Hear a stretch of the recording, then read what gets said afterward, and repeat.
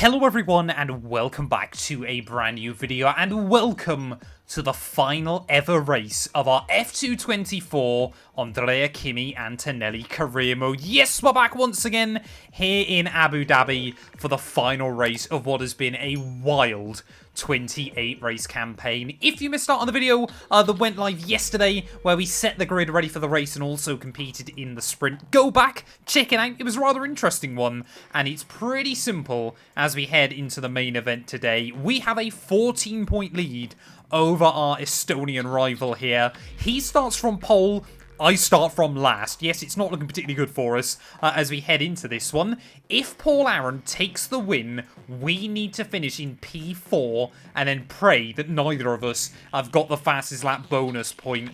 Or, if he comes P2, we would need to finish in 8th place, if I'm not mistaken. If he finishes 3rd, I need just one single point from this final race in Abu Dhabi. And if he doesn't walk away with a trophy, we walk away with the biggest trophy of all inside Junior Formula. Yes, the F2 campaign will be ours. Of course, if you're new around here and you aren't already, please do make sure you get yourself subscribed to the channel as well. One final race to see out this season. Can we walk away with the F2 crown? It's race day for our young drivers here in the United Arab Emirates, where the Yas Marina circuit is about to play host to the Abu Dhabi Formula 2 race. Let's get started. Yas Marina circuit is a 3.2-mile racetrack built on the man-made Yas Island. In addition to the 16 corners, it features 2 very long straights. Now these will be the drivers' main overtaking chances today into turn 5 and turn 7.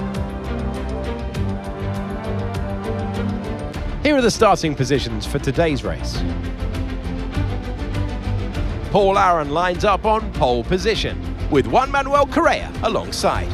Looking down the rest of the grid, we have Hajar, Franco Colapinto, Behrman, Bortoletto, Miata, Maloney, Amory Cordial, Crawford, Martins, Pepe Marti, Enzo Fittipaldi, O'Sullivan, Hauger, Verschoor, Rafael Villagomez, Stanek, Miney, Barnard, Andrea Kimi Antonelli.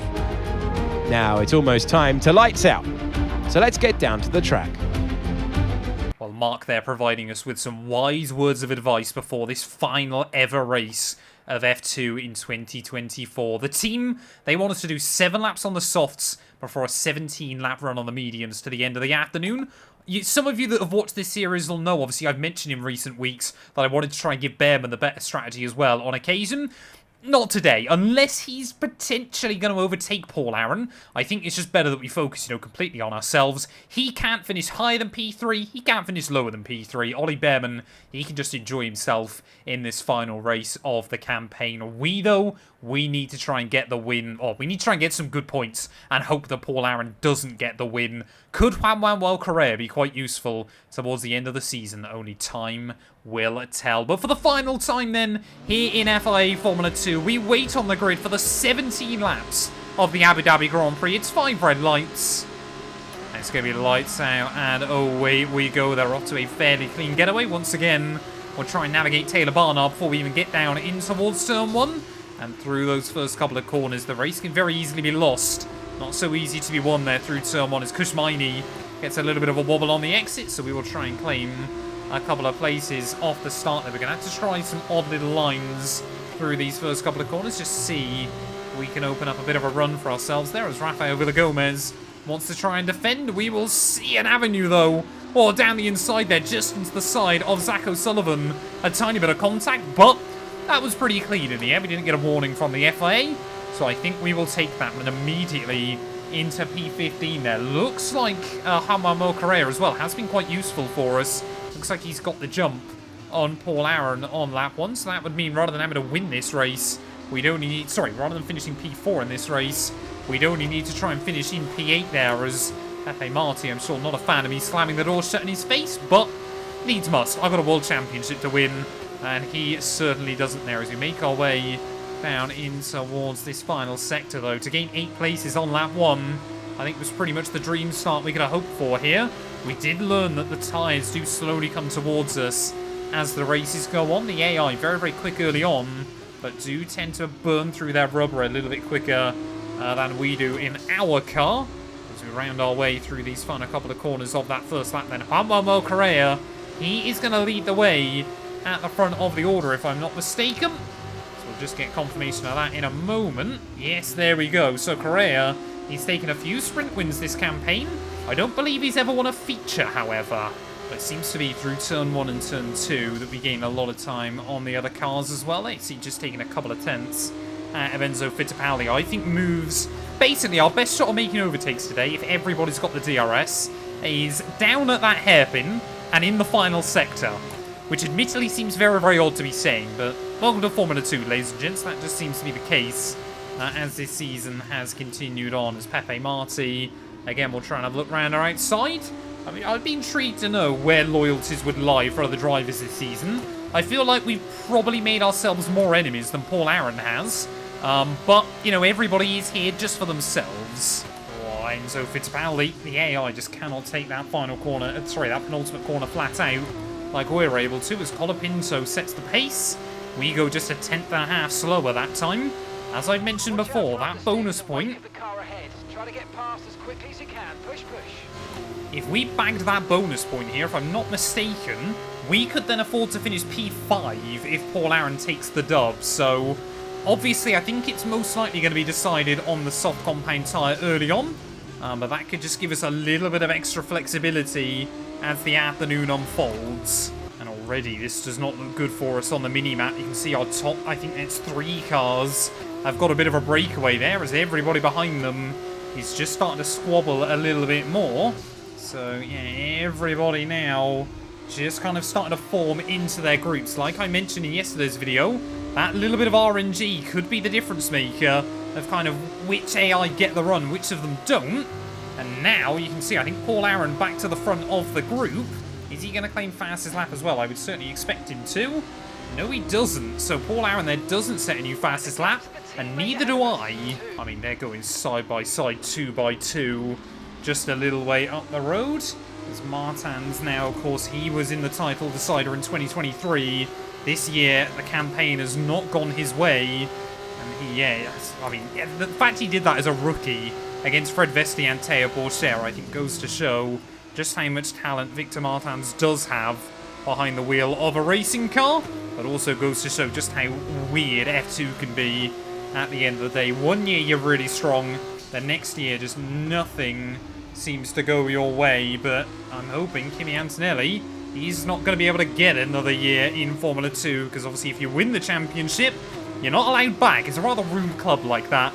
As down the inside of Victor Martins will go. AI just starting to trip over each other a little bit more. And I think this might have been our last chance to try and claim fastest lap bonus point. And it's not going to happen. We're barely trying to hang on to the car through some of the twistier bits of this lap. I'm tempted. Oh, that wasn't actually what I was going to say I'm tempted to try and go for, but I guess we'll take it against Jack Crawford. I was actually going to say I'm tempted to try and go for an undercut. Just see if we get a 1 lap extra switch on most of our other runners, although admittedly tyre wear doesn't seem to be that bad round here. I'm still just worried, obviously, Prema having the first box, how that might affect things, but, I mean, yeah, this battle pack, it works nicely in the sense that everybody's all bunched up in front. It doesn't work nicely in the fact that a few cars have broken free. I'm sure Amory Cordial has been told one thing and one thing only today. If I'm filling up his mirrors, he's got to do everything within his power to try and hold us up. But this is Amory Cordial after all. So we'll try and go for the same move I did on Victor Martins a lap ago. And just sneak up the inside under the hotel. The camber through there works really, really nicely with this car. As you can see, Behrman now just trying to get a little bit of a breakaway from Dirksen. And I believe that's Miata. But, yeah, our teammates still only in P5. This would be our undercut lap in this Grand Prix if we wanted to go for it, but I think the soft compound tyre's hanging on just about well enough right now that it's probably not worth attempting it. Just don't want to be on the back foot too badly towards the end of this race. As well as Zane Maloney, he's had a terrible time this year. Finally does seem to be coming up good for him, but not good enough to hold me back. Up into P9 we go. And we've gained 13 places by the end of lap 6. That's not bad going early on in this race, but we know every lap that ticks by, it's going to be more and more difficult to try and make many more. It's Gabriele Bortoletto there as we ride over that curbing through turn 4. Just miss out on the DRS. Well, I think if you had to pick a lap where you lose that DRS range to the cars in front, probably the best one to go with would have to be your pit-in lap. It's just sliding the car through this final sector. Yeah, these soft compound tyres, as soon as I said they were hanging on pretty well, they're pretty much immediately fallen apart there as Bortoletto into the pit lane in front. Don't hit the pit lane wall, please, as it doesn't really look like many of our front runners have dived in. So I think, yeah, Paul Aron has stayed out there an extra lap. So most of the other runners have, so we shouldn't be too vulnerable in this Grand Prix, as hopefully we're going to get another bit of a cheeky pit stop here. Come on, let's go. We're actually going to be out right at the rear of the field, so it didn't matter in the end too much. I think, if anything, we've taken just a tiny bit of time, though, at Gabriele Bortoletto there. So now we've got to try and work the undercut with the Brazilian hero again. Has been another really strong performer in this campaign up to now as we try and make our way out of the tunnel. Hopefully the only time I'll have to navigate that this weekend. But yeah, try and make our way out though, get nice and tidy on the pit lane exit. And again, we're going to narrowly miss out on that DRS, less than half a tenth off where I needed to be. That is going to leave us vulnerable to the high-tech second man of Amaury Cordial. Not able to do anything like Sergio Perez was back in 2021 in the F1 finale here. He's not really been much use to his teammate throughout a lot of this campaign, though he has taken a couple of wins off ourselves in more recent times. Cordial, this time around, he'll muscle his way to the inside as we make our way down the back straight. Oh, and we will just... How on earth did we find the grip there to creep back in underneath him? Amaury Cordial has been mugged off there thoroughly. But all this is doing is giving Gabriele Bortoletto a bit of a gap. Everybody else though into the pit lane. So where will we be when they all re-emerge? Everybody else then making their way out of the pit lane. And Bortoletto now, he's up into P5 then of this race. I think we are still though going to be out of the DRS range of him, which is really getting frustrating now. He might just get in the range of Isaac Hajar in front, which I think he just about has. So that both works horribly for us, as it's going to be more and more difficult to try and close in on Bortoletto. But it works quite nicely as well, because obviously if he does get in that range, then we're going to be bunched up with a pair of them here. Now under pressure, though, from Ritomo Miata, as we make our way down this first straight. I'm not too worried about losing the one spot to the Japanese driver. Try to keep focus. As long as I can get the DRS and get the drive down the second straight there. It's just trying to chuck the car between the curbs. Nice and tidy on the exit there. Just keep those two wheels inside the white lines. As we make our way then up this second straight, we are gaining on Ritomo Miata. Will it be enough though by the time we get into the braking zone? Oh, that was a big send to Miata. I'm sure we'll spot that. Oh, we'll try and return in kind. Clearly not a fan of that dive bomb maneuver that we went for. We're still going to be side by side in towards this final sector once again. We'll slam the door shut in his face, and we will once again hang on to P6. That's not good enough though. We need P4. There we go, Bortoletto. That's the lap time we have to chase, a 37.4. That's worked out beautifully for him, because effectively he has had two pretty much perfect DRS zones, but not had to deal with the dirty air around the rest of the lap. I can't help but feel that Ritomo Miata might be about to cost us in this World Championship, because he is just hanging on inside that DRS. But if those cars in front continue to battle, there's still a chance. 7 laps to go. Right now, Paul Aron would be your F2 champion. Again, Miata is again going to get the run on me as we try and make our way down this back straight. And Joshua Dirksen just waiting in the wings as well, but that time round, we're a little bit closer. Make sure we get it slowed down into the apex. I don't want to be fighting with him through these twisty bits. You can see Bortoletto now with a 3-second gap over us. We need half a second a lap. We can find that around some of it, but through the DRS zones, we have got nothing. Oh, this is exactly what I need to see. This is perfect for us. All those cars up in front, battling it out, wheel to wheel. Paul Aron, I think, unless he has a mechanical failure, he has won this race as things stand at the moment. But again, whilst they're all battling up the road, Ritomo Miata once again is trying to apply pressure to me. Why won't he just let me keep hold of this position? As again, it's going to be the same story as last time round. Ratomo gets around the outside there, but we will not back out. We will not budge into the apex as we have now got yellow flags out. That must be, I think, a car further behind. Someone's had a big lock-up in front. Who is that? Pulling over to the wayside here. I can't quite tell at the moment.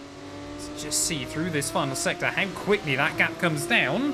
I don't think it's anyone. Oh, this is good. This is good. Dirks and a Miata now side by side behind us. So maybe if these two can go wheel to wheel, we don't have to worry about being under pressure from those cars behind for too much longer in this race. But at the moment, I'm starting to get to the point where we need one of those cars in front to have mechanical failure. We pretty much always get to a race, but the odds of that being 2 cars in front of us is so low. 5 laps to go here from Abu Dhabi. We aren't doing it. There we go. Finally, the gap to Miata up over that 1 second mark when we're not under the pressure. I know we have got good pace. We saw that yesterday, how much this car comes alive towards the end of an afternoon here. But again, how on earth is he still able to get the run on me there? As that's what we need to see once again. Those AI in front need to go wheel to wheel. They need to lock into battle and hope that we can take the time out of them. So that was a lot of curb down there. But that's our only chance, is if they trip each other over, that we can close in. Well, hopefully this lap is going to be a good showcase of the speed we've got when we're not getting held up. Battling with Miata just behind us there through the final corner. We're going to go send it over that apex curve. We do improve, but it's nowhere near close enough to try and snatch that fastest lap from Bortoletto. What it is enough, though, is to know we've taken over a second out of him on that last lap. I mean, this has got to be, as championship finales go, one of the most dramatic I've ever had. And that includes that time where Bottas pit with 1 lap to go here, handing the world title to his teammate Lewis Hamilton. Well, 3 laps to go then, and we are still giving this thing absolutely everything we possibly can. That battle in front, I mean, if we get there, if we get in the DRS, I'm willing to risk it all to try and walk away with that trophy there. We need to get past 2 of those 4 cars if we want to be crowned Formula 2 champion here. And I tell you what, at the moment, as we just get a little snap on the exit, that gap is coming down, but is it coming down by enough there? As you can see, they're once again side by side down the end of the back straight. They're almost 3 wide up in front. So all it takes is one little moment, one little bit of contact, where a couple of them pick up front wing damage. But you can see how much the gap comes down on the exits of the corners. We know we're confident through this final sector anyway. But this is a ridiculous fight. Oh, this could be it. This could be the moment. This could be the moment we get inside that DRS range of Gabriele Bortoletto. As we'll try and send the car up through turn 4. Are we going to be close enough? I think we are this time round. There are 2 laps left of this feature race in Abu Dhabi. If things are to end now, it would be Paul Aron that is your F2 champion. I've also got no idea how the reliability has been so fantastic for everybody else as this weekend has continued on. They're still wheel to wheel though, up in front, and we just need them to go side by side into one of these chicanes yet again there. Colapinto, and I believe that is Juan Manuel Correa, isn't it still? Right up at the front of the order. We have got tucked up though. We'll gain a little bit extra speed down this back straight. As are we going to see those 2 battle it out once again? They don't this time round. This means now we're just 1 lap to go of this race. Bortoletto and Hajar, they are the 2 cars that we need to try and get past here. You can see how quickly we rock up to the back of the Brazilian through that final corner. I wonder who deep down he would like to see as your F2 champion. But final lap of this race, final lap of this season. It is all coming down to the wire here in Abu Dhabi. This is why Formula 2 is special. You can get some of the most insane fights you will ever see in motorsport. Gabriele Bortoletto, I'm going to have to send it on him here. We cannot afford to show any sign of mercy. Down the inside we go, into P5 of this race. We use plenty of curb on the exit there, but hopefully we'll still be able to get the run up the back straight there. As you can see, Hajar is just following Colapinto and Juan Manuel Correa. You can see Bortoletto again tries to have a look for a move. He's going to try and send it down the inside. Not quite close enough by the time we get on the brakes there. As Hajar, have we just... I think we have just... No, we haven't. We've lost the DRS to Isaac Hadjar. So this is really, really bad for us. In towards the final few corners of this race. Are we going to see any more battles going on in front? We fling it back up the inside of Gabriele Bortoleto there. Isaac Hadjar is 1.4 seconds clear. I think Paul Aron's going to do this as he makes his way in towards the final couple of corners. Unless these guys trip over or spin or something is going to happen to one of them through these final couple of corners. Paul Aron will round his way through. He looks like he's going to claim the F2 championship by just a single point. As we make our way through, not enough battles right at the end. We have lost it. Okay, pick up rubber and bring it home. The Estonian driver will look up and see the checkered flag first. Paul Aron wins. That's what drivers dream of when they first step inside one of these brilliant junior racing single-seaters. Formula 2 champion, and the next step is Formula 1. And as they make their way down to the podium, there's no denying the strength of the Fanatec GP team. It was an incredible performance today, and they fully deserve to stand on the top step.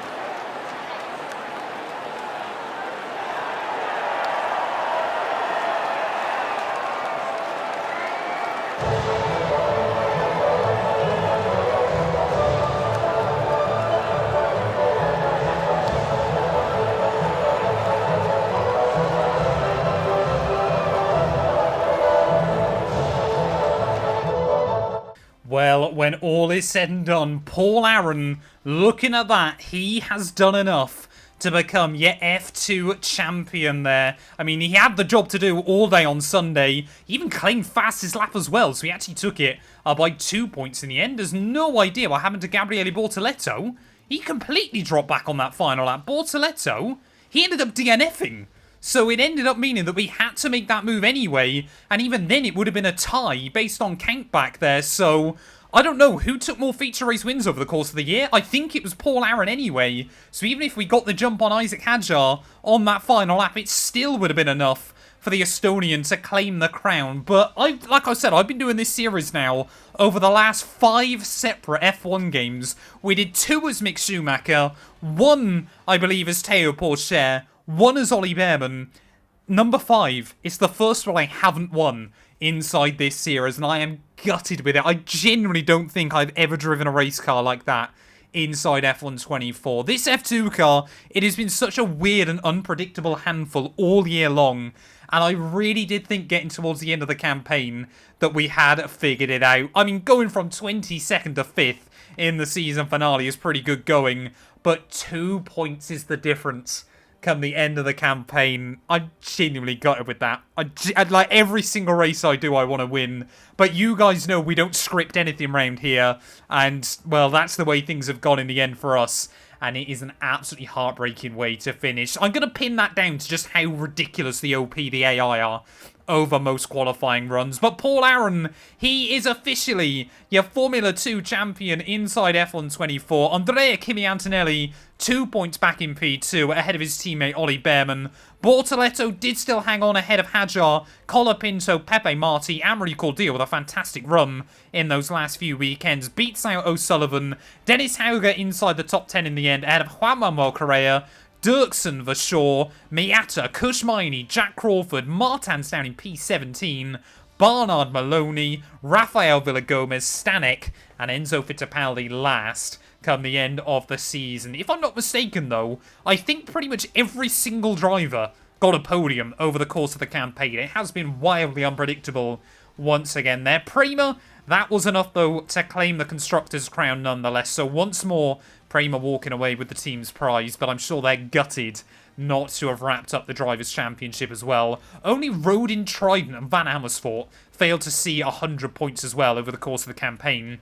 Just absolutely mad this season as well there. But as I mentioned in a couple of previous videos, I've had to record this series way out in advance. It is the middle of October. You guys aren't going to see this video until the middle of December. So I've got 2 months now to wallow in the pain of this championship defeat as well before it goes live to you guys. But that being said, I hope everyone has a wonderful Christmas. Again, that seems very odd to be saying in October as well there. Stay safe. Have a wonderful new year as well. I got a few random little videos and montages coming over the coming week as well that you guys will hopefully enjoy. I'm still away on my travels, but there will be a video going out as well on Christmas Day. But thank you all so much for watching throughout the entirety of this F2 campaign. I know it's not the most popular series in the world, but I really do have a lot of fun doing it, especially when things end up being as dramatic as the end of the season there. That's going to do us for this one, though, and we'll be back very soon, when maybe, just maybe, Kimi Antonelli will make his debut in Formula 1.